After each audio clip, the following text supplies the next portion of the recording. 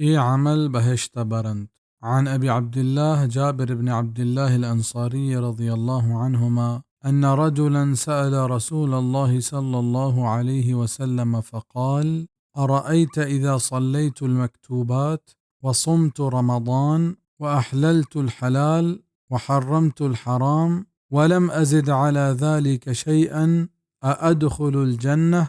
قال: نعم. ومعنى حرمت الحرام اجتنبته، ومعنى أحللت الحلال فعلته معتقدا حله. أبو عبد الله جابر عبد الله رضي الله عنهما گوشید: یکیا در رسول صلی الله علیه و سلم جست کت گشته اگر من فرض نماز وانتا رمضان روچک بتا حلال حلال گشتند و حرام حرام گشتند و من ای گپان چه هیچ گیشی نکت من جنتا روا.